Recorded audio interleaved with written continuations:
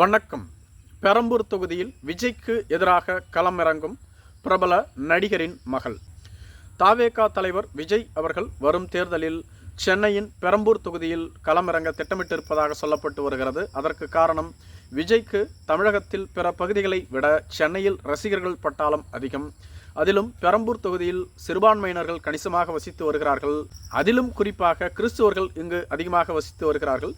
விஜய் கிறிஸ்துவர் என்பதனால் அந்த சமூகத்தினுடைய வாக்கு விஜய்க்கு பலனை சேர்க்கும். அது மட்டும் இல்லாமல் தவேகா தொண்டர்கள் இந்த தொகுதியில் மட்டும் 45,000 பேர் இருப்பதாக சொல்லப்பட்டு வருகிறது. அதைவிட ஒருபடி அதிகமாக சொல்ல வேண்டும் என்றால் விஜயினுடைய ரசிகர்களும் இங்கு அதிகமாக இருக்கிறார்கள். இவற்றை அனைத்தையும் கருத்தில் கொண்டுதான் தவேகா தலைவர் விஜய் அவர்கள் பெரம்பூர் தொகுதியில் களமிறங்க திட்டமிட்டிருப்பதாக சொல்லப்பட்டு வருகிறது. இதனை அக்கட்சியினுடைய தேர்தல் பிரிவு மேலாண்மை செயலாளர் ஆதவ் அர்ஜுனா அவர்கள் முன்மொழிந்தார். அக்கட்சியின் பொதுச் செயலாளர் புசி ஆனந்த் வழிமொழிந்து இருந்தார். மேலும் தவேகாவினுடைய தலைமை அங்கு தேர்தல் பிரச்சாரத்தை முடுக்கிவிட்டிருக்கிறது. மேலும் தற்பொழுது அங்கு விஜய்க்காக பிரச்சாரத்தை மிக சுறுசுறுப்பாக தவேகா தொண்டர்கள் செய்து வருகிறார்கள். விஜய்க்கு எதிராக அங்கு ஒரு வலிமையான வேட்பாளரை களமிறக்க திமுக திட்டமிட்டு இருக்கிறது. காரணம், முதல் தேர்தலிலேயே விஜயை வீழ்த்தி வீட்டிற்கு அனுப்பிவிட வேண்டும் என்பது அவர்களது இலக்காக இருந்து வருகிறது. இந்த தேர்தலில் விஜயை வீழ்த்தவில்லை என்றால் எதிர்காலத்தில் அவர் உதயநிதி ஸ்டாலினுக்கு சிம்ம சொப்பனமாக மாறிவிடுவார் என திமுக தலைமை நம்புகிறது. எனவேதான் முதல் தேர்தலிலேயே விஜயை வாஷ் அவுட் செய்துவிட வேண்டும் என அவர்கள் கருதுகிறார்கள். இதற்காக சேகர் பாபுவை களமிறக்கலாம் என திட்டமிட்டிருந்தார்கள். சேகர் பாபு ஒரு அமைச்சர் அந்தஸ்தில் இருப்பவர். மேலும் இவர் சிறுபான்மையினர் என்பதனால் சேகர் பாபுவால் சிறுபான்மையினர்களின் வாக்கு வங்கியை கவர முடியாது என திமுக தலைமை கருதுகிறது.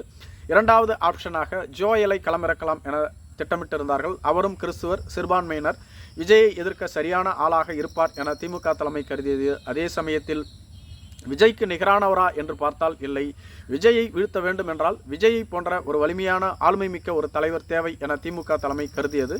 கடந்த தேர்தலில் இந்த தொகுதியில் திமுகவின் சார்பில் டி.கே. சேகர் அவர்கள் போட்டியிட்டு 1,05,000க்கும் அதிகமான வாக்குகளை பெற்றிருந்தார். இவரை எதிர்த்து போட்டியிட்ட அதிமுகவின் தனபால் அவர்கள் 50,000 வாக்குகள் தான் பெற்றிருந்தார். இதனால் 50,000க்கும் அதிகமான வாக்குகள் வித்தியாசத்தில் திமுக வெற்றி பெற்றிருந்தாலும் கூட விஜயை வீழ்த்துமா என்பது சந்தேகம். எனவே ஒரு வலிமையான வேட்பாளர் தேவை என திமுக தலைமை கருதுகிறது. எனவேதான் சத்யராஜின் மகளை இங்கு களமிறக்கலாமா என அவர்கள் திட்டமிட்டு வருகிறார்கள். குறிப்பாக திவ்யா சத்யராஜ் அவர்கள் சில மாதங்களுக்கு முன்புதான் திமுகவில் இணைத்துக் கொண்டார். அவர் தொடர்ந்து திராவிட சிந்தனை கொண்டவராக செயல்பட்டு வந்தார். அவ்வப்பொழுது சமூக ஊடகங்களில் பிஸியாகவும் இருந்து வந்தார். விஜய்க்கு எதிராகவும் அவர் கருத்து தெரிவித்து வருகிறார்.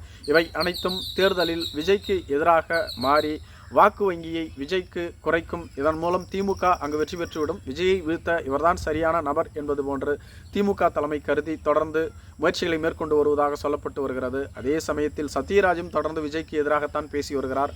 ஆனால் அவர்களது குடும்பத்தில் இருக்கக்கூடிய சிபி சத்யராஜ், அதாவது சத்யராஜின் மகன் அவர்கள் விஜய்க்கு ஆதரவானவர். ஒருவேளை சத்யராஜின் மகள் திவ்யா இந்த தொகுதியில் களமிறங்கினால் சத்யராஜே களமிறங்கி தேர்தல் பிரச்சாரத்தில் ஈடுபடலாம். அது கூடுதல் பலத்தை சேர்க்கும் என திமுக தரப்பு நம்புவதாக சொல்லப்பட்டு வருகிறது. எனவே விஜய்க்கு எதிராக சத்யராஜின் மகள் களமிறக்கப்பட அதிகப்படியான வாய்ப்புகள் இருப்பதாக சொல்லப்பட்டு வருகிறது. நன்றி.